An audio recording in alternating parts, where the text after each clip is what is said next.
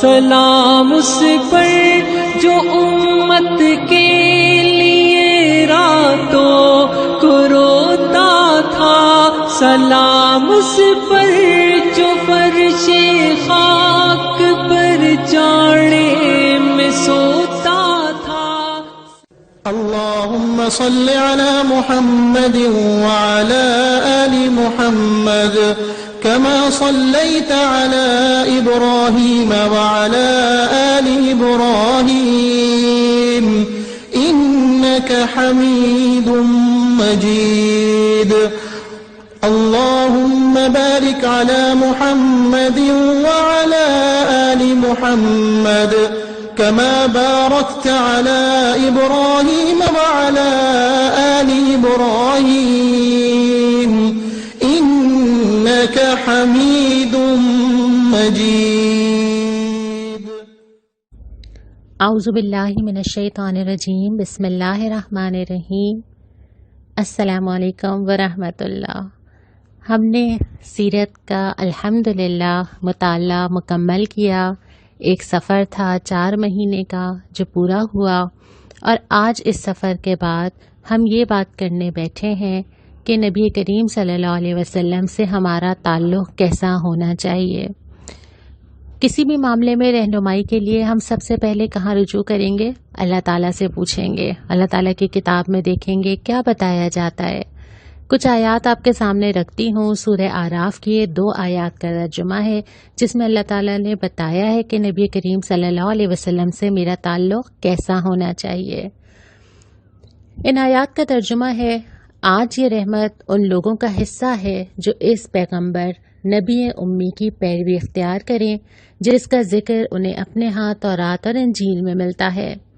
وہ نیکی کا حکم دیتا ہے، بدی سے روکتا ہے، ان کے لیے پاک چیزیں حلال اور ناپاک چیزیں حرام کرتا ہے، ان پر سے وہ بوجھ اتار دیتا ہے جو ان پر لدے ہوئے تھے، وہ بندشیں کھولتا ہے جن میں وہ جکڑے ہوئے تھے، لہٰذا جو لوگ اس پر ایمان لائیں اس کی حمایت اور نصرت کریں، اس روشنی کی پیروی اختیار کریں جو اس کے ساتھ نازل کی گئی ہے، وہی فلاح پانے والے ہیں۔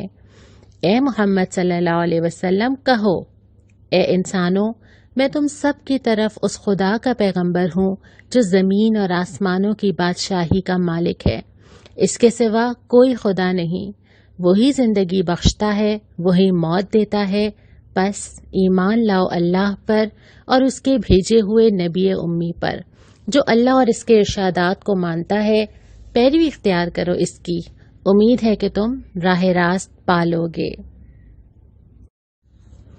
یہ آیات مکمل طور پہ نقشہ ہمارے سامنے رکھ دیتی ہیں، لیکن ہم اس کو مزید دیکھیں گے کہ آپ صلی اللہ علیہ وسلم سے تعلق کیسا مطلوب ہے۔ پہلے یہ دیکھ لیتے ہیں کہ کون ہیں آپ صلی اللہ علیہ وسلم۔ حضرت محمد مصطفیٰ صلی اللہ علیہ وسلم کا تعارف قرآن میں کیا دیا گیا؟ ما کان محمد ابا احد من رجالکم ولکن رسول اللہ وخاتم النبیین۔ محمد تم میں سے کسی کے باپ نہیں ہیں لیکن اللہ کے رسول ہیں اور خاتم النبیین ہیں۔ یہ وہ تعارف ہے جو قرآن دیتا ہے۔ پھر یہ دیکھتے ہیں کہ نبی کریم صلی اللہ علیہ وسلم کیسے نظر آتے تھے۔ میں نے بہت ساری روایات نکالی لیکن مجھے سب سے زیادہ مختصر اور جامع وہ روایت لگی جس میں حضرت علی رضی اللہ تعالیٰ عنہ نے آپ صلی اللہ علیہ وسلم کا تعارف دیا ہے۔ حضرت علی رضی اللہ تعالیٰ عنہ کا نام لیتے ہی آپ کے سامنے وہ واقعات آ گئے ہوں گے، وہ بچے کا کھڑا ہو کے ایمان لانا، وہ آپ کے بستر پہ لیٹ جانا، وہ جہاد میں آپ صلی اللہ علیہ وسلم کا علم عطا کرنا، انتہائی قربت رکھنے والے اور ابتدا سے لے کے ساری زندگی آپ صلی اللہ علیہ وسلم کے ساتھ کھڑے ہونے والے حضرت علی رضی اللہ تعالیٰ عنہ کون سے الفاظ منتخب کرتے ہیں آپ صلی اللہ علیہ وسلم کی شخصیت بیان کرنے کے لیے، آئیے دیکھتے ہیں۔ فرماتے ہیں کہ آپ صلی اللہ علیہ وسلم نہ لمبے تڑنگے تھے نہ بستہ قد کے، لوگوں کے حساب سے درمیانہ قد تھا، بال نہ زیادہ گھنگریالے تھے نہ بہت کھڑے بلکہ بیچ بیچ کی کیفیت تھی، رخسار نہ بہت زیادہ گوشت سے پر تھا نہ تھوڑی چھوٹی تھی اور پیشانی پس، بلکہ چہرہ کسی قدر گولائی لیے ہوئے تھا، رنگ گورا، گلابی آنکھیں، سرخی مائل، پلکیں لمبی، جوڑوں اور مونڈھوں کی ہڈیاں بڑی بڑی، سینے پہ ناف تک بالوں کی ہلکی سی لکیر، بقیہ جسم بال سے خالی، ہاتھ اور پاؤں کی انگلیوں پہ گوشت، چلتے تھے تو قدرے جھٹکے سے پاؤں اٹھاتے اور یوں چلتے جیسے کسی ڈھلوان پہ چل رہے ہوں۔ جب کسی طرف توجہ فرماتے تو پورے وجود کے ساتھ متوجہ ہوتے۔ دونوں کندھوں کے درمیان مہر نبوت تھی۔ آپ صلی اللہ علیہ وسلم سارے انبیاء کے خاتم تھے، سب سے زیادہ سخی دست، سب سے زیادہ جرأت مند، سب سے زیادہ صادق اللہجہ اور سب سے بڑھ کر عہد و پیما کے پابند، سب سے زیادہ نرم طبیعت اور سب سے شریف ساتھی۔ جو آپ صلی اللہ علیہ وسلم کو دیکھتا ہیبت زدہ ہو جاتا، جو جان پہچان کے ساتھ ملتا محبوب رکھتا۔ آپ کا بس بیان کرنے والا صرف یہی کہہ سکتا ہے کہ میں نے آپ سے پہلے اور آپ کے بعد آپ جیسا نہیں دیکھا صلی اللہ علیہ وسلم۔ یہ تھا مختصر تا تعارف۔ اب یہ دیکھیے کہ نبی کریم صلی اللہ علیہ وسلم کو اللہ تعالیٰ نے جو مبعوث کیا، اگرچہ یہ بات آپ پڑھ چکے ہیں لیکن دہرا لیتے ہیں، وہ کس لیے کیا، کیا کام دے کے بھیجا گیا، اور یہ سارے مقاصد وہ ہیں جو آپ صلی اللہ علیہ وسلم نے پورے کیے۔ سب سے پہلے یہ تھا کہ آپ لوگوں کو خبردار کیجیے اور ان کو بتائیے کہ ان کے سامنے کیا کیا پیش آنے والا ہے، اور یہ تمام مقاصد قرآن میں لکھے ہوئے ہیں نا۔ سورہ یاسین میں ہے لِتُنذِرَ قَوْمًا مَّا أُنذِرَ آبَاؤُهُمْ فَهُمْ غَافِلُونَ، آپ ان کو خبردار کیجیے۔ اور اس کے علاوہ سورہ صاد میں اے نبی آپ ان سے کہہ دیجئے کہ میں تو خبردار کرنے والا ہوں، لوگوں کو ڈرائیے، لوگوں کو بتائیے کہ ان کو کیا فیس کرنا ہے، ان کو زندگی میں کیا کرنا ہے، کہ ان کو پتہ چلے کہ ان کو اپنی موت کے بعد اور آخرت میں کس کس چیز کا جواب دینا ہے۔ اور آپ صلی اللہ علیہ وسلم نے بارہا ہمیں متوجہ کیا۔ لیکن صرف ڈرانا نہیں ہے، یہ بھی فرمایا گیا کہ آپ لوگوں کو بتائیے اور خوشخبری دیجیے کہ ان کے لیے بہت ساری نہ صرف دنیا میں فلاح اللہ تعالیٰ نے رکھی ہے بلکہ آخرت میں بھی بہت سارے انعامات رکھے ہیں۔ سورہ فاطر میں آتا ہے اِنَّا أَرْسَلْنَاكَ بِالْحَقِّ بَشِيرًا وَنَذِيرًا، ہم نے آپ کو خوشخبری دینے والا اور ڈرانے والا دونوں بنا کر بھیجے، اور آپ صلی اللہ علیہ وسلم نے اپنی زندگی میں ہمیں بتایا ہے کہ دیکھو تمہارے لیے فلاح رکھی ہے، دنیا میں بھی ملے گی، آخرت میں بھی ملے گی، کیسے ملے گی یہ بھی بتایا۔ پھر یہ کہ زندگیاں سنوارنے کا جو کام، جو میں نے ابھی شروع میں بھی آیات آپ کے سامنے پڑھی، کہ ہمیں یہ بتانا کہ ہمارے لیے کیا بہتر ہے ہم نہیں جانتے نا۔ ہم تو غلطیاں کرتے ہیں اپنی محدود عقل کے مطابق، کسی چیز کو اچھا سمجھتے ہیں وہ اچھی نہیں ہوتی، کسی چیز کو برا سمجھتے ہیں وہ بہتر ہوتی ہے۔ تو آپ صلی اللہ علیہ وسلم نے ہماری زندگیاں سنواری، اس پورے معاشرے کو سنوارا جس میں کیا کیا کچھ نہ تھا، کیا کیا زیادتیاں خوریزیاں نہ تھیں، آج بھی ہے۔ تو یہ بتایا کہ اگر زندگی سنوارنی ہے تو کیا کرنا ہوگا۔ پھر یہ کہ لوگوں پہ حجت قائم کرنا، لوگ یہ نہ کہہ سکیں، میں اور آپ بھی نہ کہہ سکیں نا، ہم یہ نہ کہیں کہ اچھا یہ تھا مجھے تو پتہ ہی نہیں تھا، کیا کرنا چاہیے تھا کسی نے بتایا ہی نہیں۔ اس حجت کو قائم کرنے کے لیے اللہ تعالیٰ نے بھی یہ فرمایا قرآن میں کہ تاکہ لوگ یہ نہ کہہ سکیں، بعد میں یہ نہ کہیں کہ ہمیں کچھ معلوم نہیں تھا۔ تو نبیوں کے بعثت کا مقصد بھی یہ تھا کہ امت کے پاس وہ راہ راست آ جائے کہ پھر وہ خود ذمہ دار ہو کہ اللہ تعالیٰ نے تو سب بتا دیا ہے۔ اور پھر سب سے اہم ترین کام کیا تھا کہ وہ دین کو غالب کر کے دکھائے۔ هو الذی ارسل رسولہ بالہدی ودین الحق لیظہرہ علی الدین کلہ ولو کرہ المشرکون۔ سورہ صف میں ذکر ہے کہ اللہ نے تو رسول بھیجا ہی اسی لیے نا، ہدایت اور دین کے ساتھ۔ کیوں بھیجا تھا؟ تاکہ ہر جگہ دین کو غالب ہونا ہے، کسی کو کتنا برا لگے لیکن یہ تو غالب ہو کر رہے گا۔ اور یہ ساری چیزیں آپ صلی اللہ علیہ وسلم نے کر کے دکھائیں۔ اور پھر اس کے ساتھ ساتھ آپ صلی اللہ علیہ وسلم کا ایک تعلق مجھ سے بھی تھا۔ ایسا نہیں تھا ہم جب سارے واقعات پڑھتے ہیں نا، ہم اس وقت کے لوگوں پہ رش کرتے ہیں، ہم سوچتے ہیں کہ اچھا وہ قریب تھے، وہ موجود تھے، وہ باتیں کرتے تھے، آپ صلی اللہ علیہ وسلم ان کو مخاطب کرتے تھے۔ لیکن ہمیں یہ پتہ چلتا ہے کہ نبی کریم صلی اللہ علیہ وسلم ہمیں بھی یاد کرتے تھے، اور آپ پڑھتے تھے، قرآن کی آیت پڑھتے تھے کہ اے اللہ اگر تو ان کو عذاب دے تو تیرے بندے، لیکن اگر تو ان کو معاف کر دے۔ اور یہ آیت پڑھتے جاتے، دہراتے جاتے۔ یہ بھی اللہ تعالیٰ نے فرمایا کہ نبی کہ آپ اپنی جان کھو دیں گے کہ یہ لوگ ایمان نہیں لاتے، اور بار بار حدیثوں میں ہمیں اس طرح کے الفاظ ملتے ہیں کہ تمہارا کیا ہوگا جب ایک وقت یہ آئے گا، ایک وقت ایک آئے گا کہ تم ایسا کرو گے۔ اور یہ بھی ہمیں ملتا ہے کہ آپ صلی اللہ علیہ وسلم بشارتیں دیتے ہیں ان لوگوں کے لیے کہ وہ لوگ مجھے بہت محبوب جو میرے بعد آئیں گے، اور وہ لوگ بہت زیادہ قریب ہوں گے جو مجھے بغیر دیکھے ایمان لائیں گے۔ اور پھر آپ صلی اللہ علیہ وسلم کی فکر مندی کہ آپ روتے چلے جاتے ہیں کہ امتی امتی، میری امت میری امت. یہ وہ تعلق تھا جو بغیر دیکھے نبی کریم صلی اللہ علیہ وسلم کا مجھ سے تھا. اب اسی کو آپ الٹ دیجئے، میرا آپ صلی اللہ علیہ وسلم سے تعلق کیا ہے اور کیا ہونا چاہیے؟ کیا وہ تعلق یہ ہے کہ مجھے کچھ مشہور واقعات یاد ہیں جو میں نے اسکول کے کورس میں پڑھ لیے تھے؟ کیا وہ تعلق یہ ہے کہ میں نے کچھ ہفتے اپنی زندگی کے ایک ایک گھنٹہ کچھ کورس سن لیا تھا؟ یا میں نے کبھی سیرت کی ایک کتاب اٹھا کے واقعات پڑھ لیے تھے اور میں نے گزرے ہوئے وقت پہ رشک کر لیا تھا؟ کیا یہ کافی ہے؟ اور ایک بات مجھے ہمیشہ بہت اچھی لگتی ہے کہ تعارف تو پہلی سیڑھی ہوتی ہے، وہ تعلق نہیں ہوتا. ہم جس کو تعلق سمجھ رہے ہیں کہیں ایسا تو نہیں ہے کہ وہ تعارف ہی ہے. تو اس کا جائزہ ضرور لیجئے کہ کیا ہمارا نبی کریم صلی اللہ علیہ وسلم سے تعارف ہے یا ہمارا نبی کریم صلی اللہ علیہ وسلم سے تعلق ہے. میں نے یہ بات پہلے بھی آپ کے سامنے سوال چھوڑا تھا کہ کیا صرف سیرت کا مطالعہ کر لینا کافی ہے، اور کیا سیرت پڑھتے چلے جانا اور کورس اٹینڈ کرتے جانا اور سوال نامے بھرتے جانا مجھے نبی کریم صلی اللہ علیہ وسلم سے تعلق اور قربت کی طرف لے کے جا رہا ہے؟ اور پھر تعلق کیسے چاہیے؟ فوراً سوال تو یہی اٹھے گا نا کہ پھر تعلق کسے کہتے ہیں؟ کیسے پتہ چلے گا کہ میرا تعلق ہے اور کیسے ہونا چاہیے؟ پھر آتے ہیں قرآن کی طرف، وہ جو تعلق کی بنیادیں بتاتا ہے کہ یہ چیزیں ہونی چاہیے. اب اس کو دیکھ لیتے ہیں. سب سے پہلے وہ یہ کہتا ہے کہ نبی صلی اللہ علیہ وسلم پہ تمہیں پکا ایمان ہو، یقین ہو، ایسا یقین ہو جو کسی بچے کو اپنی ماں پہ ہوتا ہے نا کہ یہ جو بھی کہے یہ میرے خیر ہی ہے. یہ نہیں ہو سکتا کہ اس میں میری بھلائی نہ ہو، ہر نصیحت میں، ہر بات میں، چاہے مجھے سمجھ میں آئے چاہے مجھے سمجھ میں نہ آئے، چاہے کہ مجھے وہ مشکل لگے. وہ ساری چیزیں جو رولز اور اصول ہماری زندگیوں میں بنتے ہیں، جو ہمارے ماں باپ بناتے ہیں اور ہمیں اس پہ بہت زیادہ مشکل ہوتی ہے اور ہمیں سمجھ نہیں آتا کہ اس کی حکمت کیا ہے، لیکن وقت کے ساتھ ساتھ ہم ریئلائز کرنا شروع ہو جاتے ہیں کہ وہ باتیں ٹھیک تھیں. تو اللہ کے نبی صلی اللہ علیہ وسلم جن چیزوں کی طرف ہدایت دیں، جن چیزوں سے منع کریں، جن چیزوں کا حکم دیں، مجھے یقین ہو کہ یہ میری بھلائی کے لیے ہے، خواہ مجھے سمجھ آئے یا مجھے سمجھ نہ آئے. اسی کی تلقین سورہ صف میں بھی اللہ تعالیٰ نے فرمائی ہے، بلکہ بے شمار جگہ قرآن میں فرمائی ہے کہ اے ایمان والوں، میں بتاؤں تمہیں وہ تجارت جو تمہیں عذاب علیم سے بچا لے. چاہتے ہیں نا ہم سب، کیا کرنا ہے؟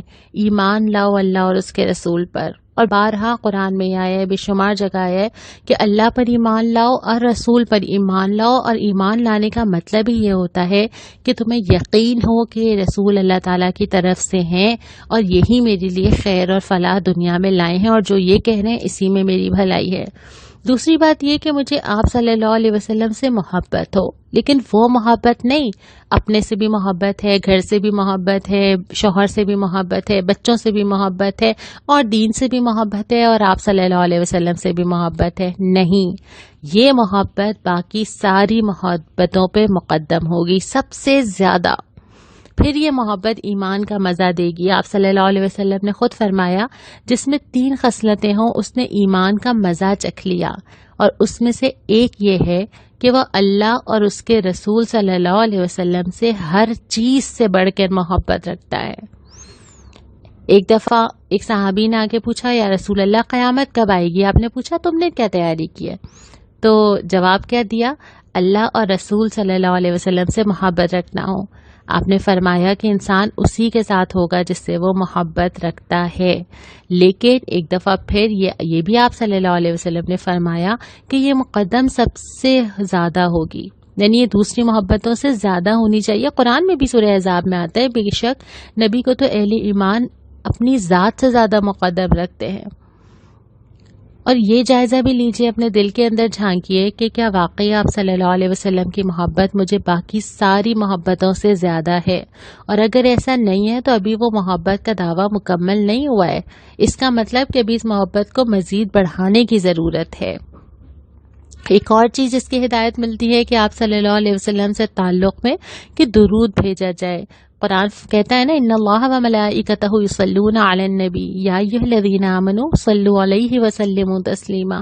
اللہ اور اس کے فرشتے تو نبی پہ درود و سلام بھیجتے ہیں. ایمان والوں، تم بھی نبی پہ درود و سلام بھیجا کرو، اور یقیناً اس وقت آپ درود پڑھ ہی رہے ہوں گے.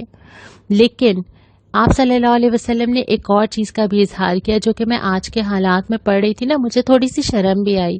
نبی کریم صلی اللہ علیہ وسلم نے کیا فرمایا کہ دیکھو میری قبر کو میلہ گانا بنا لینا۔ نبی سے یہ والی محبت نہیں کہ بس تماشے اور ڈھول اور اس طرح کی موسیقی پہ ناچیں اور پھر یہ ساری چیزیں جو کہ ہم منظر دیکھتے ہیں، اور آپ خود سمجھ سکتے ہیں سیرت کا پورا مطالعہ کرنے کے بعد کہ محبت کیا ہوتی ہے۔ محبت وہ ہوتی ہے کہ جب کسی کو تختہ دار پہ چڑھایا جا رہا ہو اور وہ کہے کہ مجھے تو یہ بھی نہیں پسند کہ اللہ کے نبی صلی اللہ علیہ وسلم کو اس کے بدلے ایک کانٹا بھی چبھے۔ محبت تو یہ ہوتی ہے۔ محبت یہ ہوتی ہے کہ جب کہا جاتا ہے کہ ہجرت میں ساتھ چلنا ہے تو ساتھ چل پڑتے ہیں اور پھر کیسے غار ثور میں رہتے ہیں۔ محبت یہ ہے۔ محبت یہ ہے کہ جب اپنے بستر پہ لٹایا جاتا ہے اور معلوم ہے کہ اب قتل کے ارادے سے ہارے اور بستر پہ لیٹ جایا جائے، محبت تو یہ ہوتی ہے۔ اور پھر بہت سارے واقعات آپ کے ذہن میں اس وقت چل رہے ہوں گے، غزوہ تبوک پہ کیا ہوا، غزوہ خندق پہ کیا ہوا، جب 313 افراد 1 لاکھ کے لشکر پہ اس یقین کے ساتھ ٹکرا جاتے ہیں کہ اللہ کے نبی ہمارے ساتھ ہیں۔ یہ ہے نا محبت۔ اور محبت یہ ہے کہ جب کہا جاتا ہے کہ تم چاہتے ہو کہ لوگ بھیڑ بکریاں لے جائیں اور تم اللہ کے رسول کو لے جاؤ، یہ ہے نا محبت۔ اصل میں تو محبت وہ ہے۔ تو جو حدیث میں پڑھی تھی اس کو مکمل کر لوں۔ آپ نے فرمایا کہ میری قبر کو میلہ گانا بنانا، نہ اپنے گھر کو قبرستان، مجھ پہ درود بھیجو کیونکہ وہ مجھ تک پہنچتا ہے جہاں کہیں بھی تم ہو۔ اور پھر اسی بات کو مکمل کرتے ہیں جو میں پہلے سے کر رہی ہوں کہ یہ جو محبت ہے نا، یہ نظر کیسے آتی ہے۔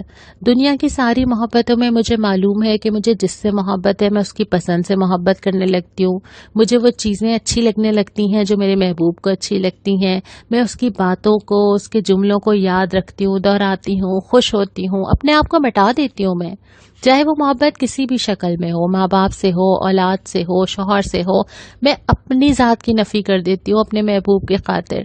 ایسا نہیں تھا کہ وہ محبتیں زبان پہ تھیں، وہ محبتیں دن رات اٹھتے بیٹھتے چلتے نظر آتی تھیں، اور اطاعت اصل میں وہ چیز ہے۔ اطاعت کرنا، پیروی کرنا۔ خود نبی کریم صلی اللہ علیہ وسلم نے اس کو ڈائیورٹ یوں کیا کہ لوگ آئے اور انہوں نے آ کے جو ہے وہ وضو کا پانی نا، حضرت انس کا غالباً واقعہ ہے کہ وضو کا پانی گر رہا تھا اور وہ ہاتھ میں لے رہے تھے، تو آپ نے فرمایا کہ تم کیوں کر رہے ہو؟ انہوں نے کہا کہ یا رسول اللہ آپ کی محبت میں کر رہا ہوں۔ تو آپ صلی اللہ علیہ وسلم نے فرمایا کہ جو محبت کرتا ہو اور چاہتا ہو کہ اللہ اور اس کے رسول اس سے محبت کریں تو وہ یہ کام کرے، مثلا یہ کہ بات کرے تو سچ بولے، اس طرح کے پریکٹیکل چیزیں بتائیں، یعنی کہ اس محبت کا اثر نظر آنا چاہیے تمہاری زندگی میں، اور وہ ایسے نظر آئے گا کہ ہم کتنی اطاعت اور کتنی پیروی کرتے ہیں اس چیز کی جو اللہ کے نبی صلی اللہ علیہ وسلم لے کر آئے تھے۔ اور یہ اطاعت کرنا اس لیے بھی ضروری ہے کہ ہماری فلاح کا سارا دار و مدار ہی اس کے اوپر ہے۔ پہلی چیز تو یہ کہ اگر اللہ کی اطاعت مطلوب ہے تو ضروری ہے کہ وہ رسول کے ذریعے سے ہوگی۔ خود قرآن فرماتا ہے وَمَا أَرْسَلْنَا مِن رَّسُولٍ إِلَّا لِيُطَاعَ بِإِذْنِ اللَّهِ، ہم نے کوئی رسول بھیجا ہی اسی لیے کہ اس کی اطاعت کی جائے۔ اور اس کے بعد دوسری بات وَمَن يُطِعِ الرَّسُولَ فَقَدْ أَطَاعَ اللَّهَ، جس نے رسول کی اطاعت کی اس نے اللہ کی اطاعت کی۔ تو اللہ کی اطاعت ہی مکمل نہیں ہوتی جب تک کہ ہم سیرت پہ عمل نہیں کرتے اور نبی کریم صلی اللہ علیہ وسلم کی اطاعت نہیں کرتے۔ دوسری بات یہ کہ ہم چاہتے ہیں کہ اللہ تعالی ہم سے محبت کریں، ہم چاہتے ہیں کہ اللہ کے نبی ہم سے محبت کریں، پھر ہم قرآن کی طرف جاتے ہیں کہ اللہ آپ کی محبت کیسے ملے گی، تو وہ کیا بتاتے ہیں قُلْ إِن كُنتُمْ تُحِبُّونَ اللَّهَ فَاتَّبِعُونِي يُحْبِبْكُمُ اللَّهُ، اے نبی آپ ان سے کہیے تم اللہ سے محبت کرتے ہو تو میری اطاعت کرو، اللہ تم سے محبت کرے گا۔ اس سے زیادہ وضاحت کے ساتھ مجھے کیا پتہ چل سکتا ہے کہ اللہ کی محبت کیسے ملے گی؟ پھر یہ کہ کامیابی چاہیے، ہر چیز اچھی چاہیے، بہترین چاہیے، میں چاہتی ہوں دنیا اور آخرت میں کامیاب ہو جاؤں، میں اس کے لیے دعا مانگتی ہوں۔ قرآن پھر اس کا نسخہ یہی بتاتا ہے وَمَن يُطِعِ اللَّهَ وَرَسُولَهُ فَقَدْ فَازَ فَوْزًا عَظِيمًا، جس نے اللہ اور رسول کی اطاعت کی اس کو عظیم کامیابی مل گئی۔ اور پھر یہ کہ انسان جن لوگوں میں رہنا پسند کرتا ہے، رسولوں کے ساتھ، انبیاء کے ساتھ، شہداء کے ساتھ، صالحین کے ساتھ، اس کا نسخہ بھی یہی ہے وَمَن يُطِعِ اللَّهَ وَرَسُولَهُ فَأُولَٰئِکَ مَعَ الَّذِینَ أَنْعَمَ اللَّهُ عَلَیْہِم مِنَ النَّبِیِّینَ وَالصِّدِّیقِینَ وَالشُّہَدَاءِ وَالصَّالِحِین، جو ہم سورہ فاتحہ میں دعا مانگتے ہیں نا کہ اللہ میں ان لوگوں کا راستہ عطا کر جن پہ تو نے انعام فرمایا، یہاں پہ اللہ تعالیٰ فرماتے ہیں کہ اگر تم ان لوگوں کے ساتھ رہنا چاہتے ہو نا جن پہ اللہ نے انعام فرمایا، یہیں سے راستہ نکلے گا، اللہ اور اس کے رسول کی اطاعت کرو، اور جتنی جتنی یہ اطاعت ہوگی اتنا اتنا سمجھ آئے گا کہ محبت سچی ہے یا نہیں ہے۔ اور اسی سے اندازہ لگا لینا چاہیے، ہم سب اپنی زندگیوں کو دیکھیں، ہم نبی کریم صلی اللہ علیہ وسلم کی زندگی سے کتنا قریب ہیں، ہم نبی کریم صلی اللہ علیہ وسلم کے رنگ میں کتنا رنگے ہوئے ہیں، اتنی ہی وہ محبت ہے۔ دنیا کے کسی شخص کی محبت میں ہم اس کے رنگ میں رنگ جاتے ہیں، ویسے ہی بن جاتے ہیں، تو نبی صلی اللہ علیہ وسلم کی محبت میں بھی یہ فطری چیز ہے کہ ہم ویسے ہی بن جائیں۔ تو اس کا جائزہ ہمیں اپنا ضرور لینا چاہیے۔ خود آپ صلی اللہ علیہ وسلم نے جو ہے وہ اس محبت کے بارے میں کیا فرمایا نا کہ محبت ہے کیا۔ اب ہم پوچھیں کہ اللہ کے نبی، اگر میں اپنے دل میں یہ سوچوں اور میں یاد کر کے یا میں مخاطب کروں کہ اللہ کے نبی آپ سے محبت ہے نا، اور میں یہ کہنا چاہوں اور میں یہ بتانا چاہوں کہ میں آپ سے محبت کرتی ہوں، آپ صلی اللہ علیہ وسلم کیا رہنمائی فرماتے ہیں؟ آپ صلی اللہ علیہ وسلم فرماتے ہیں جس نے میری سنت سے محبت کی وہ مجھ سے محبت کرتا ہے، اور جو مجھ سے محبت کرتا ہے وہ جنت میں میرے ساتھ ہوگا۔ اس حدیث کو پڑھنے کے بعد انسان فوراً یہ چاہتا ہے نا کہ اب مجھے سنتیں پتہ چل جائیں، کون سی سنت پہ عمل کرنا ہے، سنت کیا ہے، اور فوراً دھیان جاتا ہے معمولات نبوی کی طرف کہ آپ صلی اللہ علیہ وسلم صبح کیا کرتے تھے، شام میں کیا کرتے تھے، بات کیسے کرتے تھے، پانی کیسے پیتے تھے، یہ ساری چیزیں سنتیں ہیں، یقیناً ان سب کا بہت ثواب ہے۔ لیکن سیرت کے اس پورے سفر کو پڑھنے کے بعد میں جانتی ہوں کہ آپ کو معلوم ہے کہ آپ صلی اللہ علیہ وسلم کی سب سے بڑی سنت کیا تھی؟ وَرَبَّكَ فَكَبِّرْ، اپنے رب کی کبریائی کو قائم کر دیجئے، یہ نبی کریم صلی اللہ علیہ وسلم کی پوری زندگی کا خلاصہ ہے۔ وہ پوری زندگی جس میں دل چاہتا ہوگا شاید کہ بھائی عبادات کی جائے جو میرا دل چاہتا ہے، دل چاہتا ہے کہ سارے معاملات ملنا جلنا سب چھوڑ کے گوشہ نشین ہو جاؤں، نمازیں پڑھتی رہوں، عبادات کرتی رہوں، دعائیں مانگتی رہوں، قرآن پڑھتی رہوں، لیکن آپ صلی اللہ علیہ وسلم کی سیرت پہ نظر ڈالتے ہیں تو کیا نظر آتا ہے کہ غار حرا سے نکلنے کے بعد جب فرد کو پکارا جاتا ہے، قریبی دائرے کو مخاطب کیا جاتا ہے، وہاں سے لے کے جو سنت شروع ہوتی ہے کہ اللہ کے دین کو قائم ہونا ہے، وہ معاشرے کی تبدیلی تک جاری رہتی ہے۔ اس کے درمیان کوئی فیز ہمیں ایسا نہیں ملتا کہ کچھ سال ایسے ہیں جس میں سارا فوکس جو ہے وہ عبادات پہ، عبادات ساتھ چلتی رہی ہیں، وہ طاقت دیتی رہی ہیں، وہ سکھاتی رہی ہیں، لیکن اس کے ساتھ ساتھ جو پریکٹیکل لائف تھی وہ ساتھ ساتھ چلتی رہی ہے۔ اور پھر آپ صلی اللہ علیہ وسلم نے دونوں طرح کی زندگیاں بدلنے کی کوشش کی ہے نا۔ ایک تو وہ چینج تھا جو لوگوں کی انفرادی زندگی کے اندر آ رہا تھا، ہر آدمی چاہ رہا تھا کہ وہ آخرت کی طرف لپکے، وہ زیادہ سے زیادہ مال خرچ کرے، وہ جو کچھ اس کے پاس ہے وہ اللہ کے لیے لگا دے، اپنے گھروں کے اندر وہ اپنے حقوق و فرائض کے معاملے میں محتاط ہو گئے، اپنے لباس اور انداز اور گفتگو کے بارے میں محتاط ہو گئے، سوال کرتے تھے، پوچھتے تھے، کانشیس رہتے تھے۔ یہ انفرادی چینج تھا، لیکن صرف یہ کافی نہیں تھا، پھر اجتماعی پورا سسٹم چینج کرنے کی ضرورت ہوتی ہے، کیونکہ پھر افراد بھی، انفرادی زندگیاں بھی باقی نہیں رہتی۔ جب معاشرے کے اندر کوئی تبدیلی آتی ہے نا، ہماری جنریشن اور ہمارے بعد کی جنریشن نے جو معاشرہ دیکھا ہے وہ بالکل ڈیفرنٹ ہے۔ ان کی زندگیوں میں ایک ان پلانڈ چینج ہے جو میں نے نہیں چاہا تھا، میں نے ویسی تربیت نہیں کی تھی، لیکن میں دیکھ رہی ہوں کہ وہ چینج باہر سے آ رہا ہے۔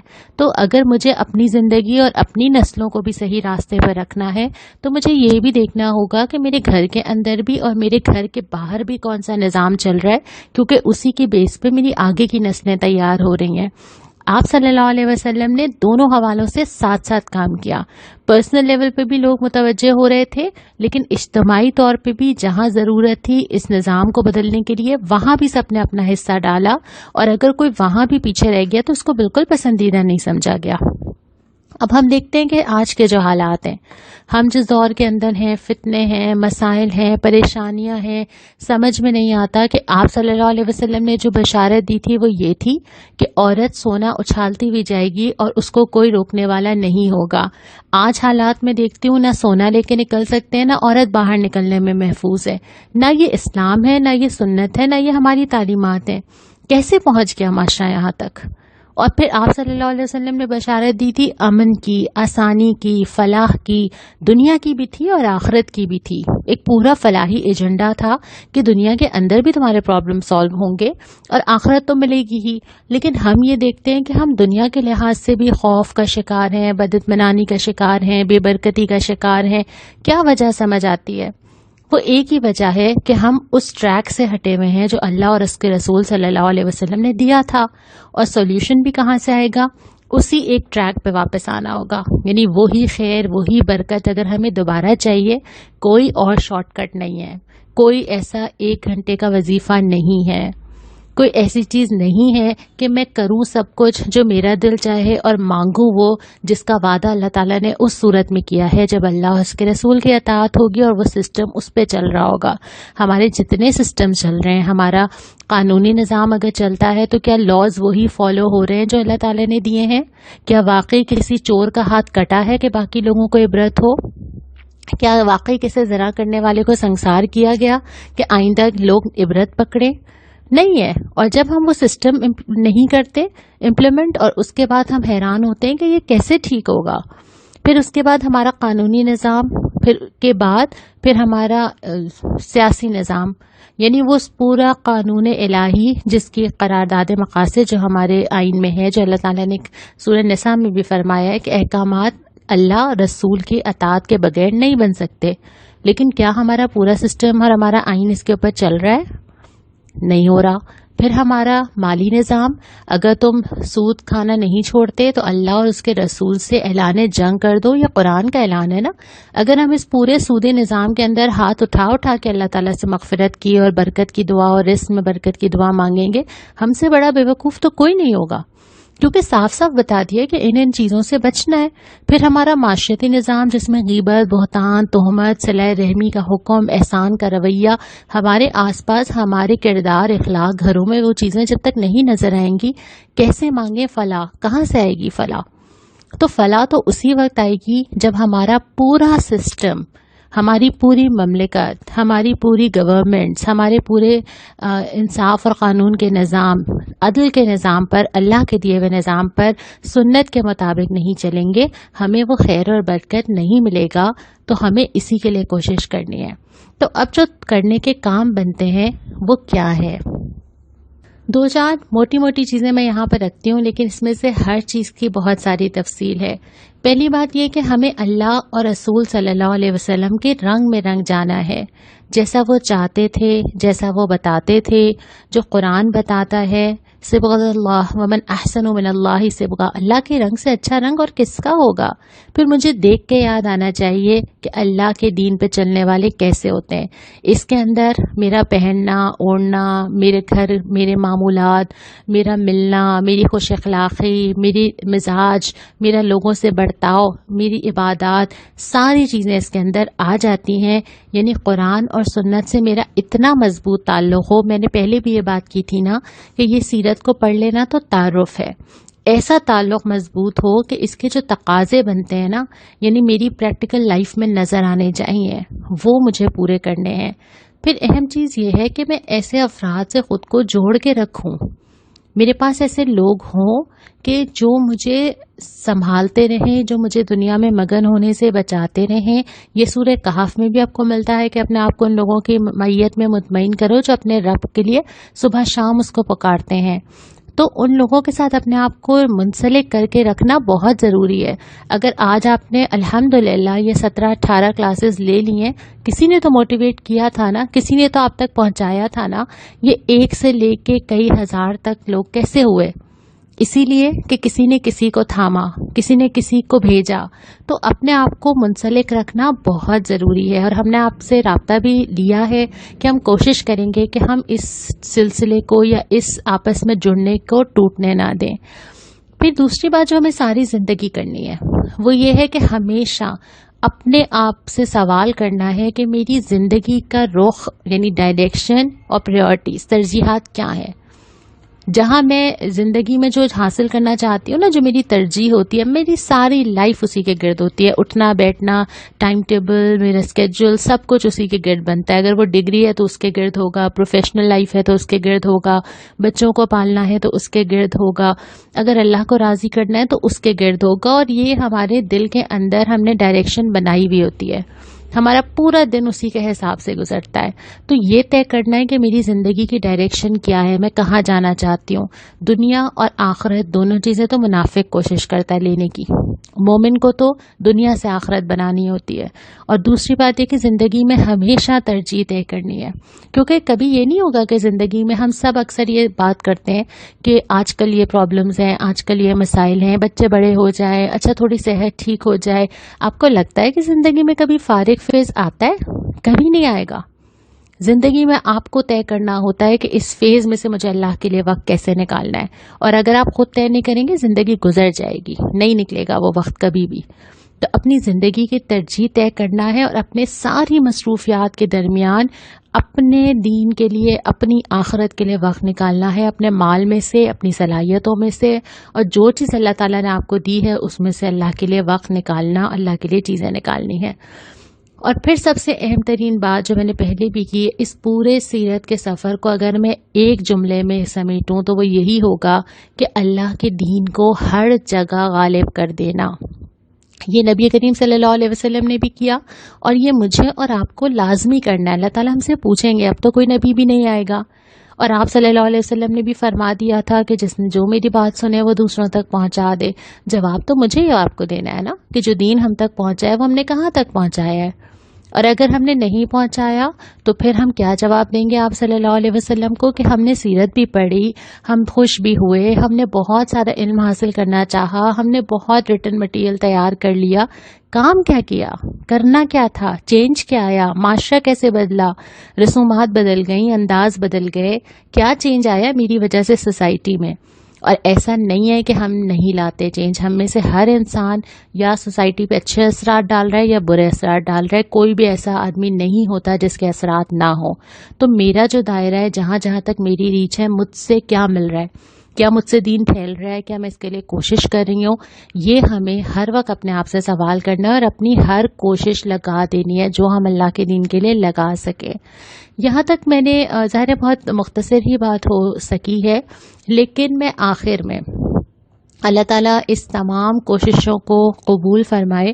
اور میں آپ سے چاہوں گی کہ آپ اس تمام ٹیم کے اپنی دعاؤں میں یاد رکھیں. آپ جانتے ہیں کہ اس میں بہت سارے لوگوں کی محنت ہے، اور وہ خاموش محنت ہے جو صرف اللہ تعالیٰ کو نظر آ رہی ہے. وہ ٹیکسٹ کا لکھنا، وہ ویڈیوز کا بننا، وہ آخر تک تبدیلیاں ہونا، وہ غلطی ہونے پہ ٹھیک ہو جانا، پھر اس کو شیئر کرنا، وہ آڈیو ویڈیو کے مسائل اور بہت ساری چیزیں جن لوگوں کا اس کے اندر اجر ہے. میں چاہتی ہوں کہ آپ ان کو اپنی دعاؤں میں بہت یاد رکھیں. آپ ان کے لیے دعا کریں کہ اللہ تعالیٰ سیرت کے اس سفر میں جس نے کوشش کی ہے اس کو نبی کریم صلی اللہ علیہ وسلم کی شفاعت عطا فرمائے. اپنے لیے بھی دعا کریں، ان کے لیے بھی دعا کریں، اور یہ کہ اللہ تعالیٰ ہم سب کو مل کر نبی کریم صلی اللہ علیہ وسلم کے دیے ہوئے اس مشن کو پورا کرنے والا بنائے. ہمیں آپس میں جوڑے، ہم سب کے دلوں کو بھی آپس میں جوڑے اور ہمیں بھی اس مشن سے جوڑے. یہ دعا ہم سب ایک دوسرے کے لیے ضرور کریں. یہاں میں اب اختتام آپ صلی اللہ علیہ وسلم کی کچھ حدیثوں پہ کروں گی. اب آپ کے سامنے وہ حدیثیں آئیں گی، چند کا انتخاب کیا میں نے، جو رسول اللہ صلی اللہ علیہ وسلم کی وصیتیں ہیں. آپ ان کو دیکھیے کہ آپ صلی اللہ علیہ وسلم نے مجھ سے کیا فرمایا تھا. اگرچہ ذخیرہ بہت زیادہ ہے لیکن ایک تھوڑا سا انتخاب ہے، اور ایک ایک حدیث کو دیکھتے جائیے گا اور اپنے آپ کو سوچتے جائیے گا اس حدیث کی روشنی میں کہاں ہوں. اللہ تعالیٰ ہم سب کو نبی کریم صلی اللہ علیہ وسلم پہ ایمان رکھنے والا، محبت کرنے والا، درود بھیجنے والا، اطاعت کرنے والا، اور آپ صلی اللہ علیہ وسلم کے مشن کو پورا کرنے والا بنائے. جزاک اللہ. السلام علیکم ورحمۃ اللہ. کی خاطر دکھ اٹھاتا تھا، سلام اس پر جو بھوکا رہے کہ اوروں کو کھلاتا تھا. سلام اس پر جو امت کے لیے راتوں کو روتا تھا. سلام اس پر جو فرش خاک پر جان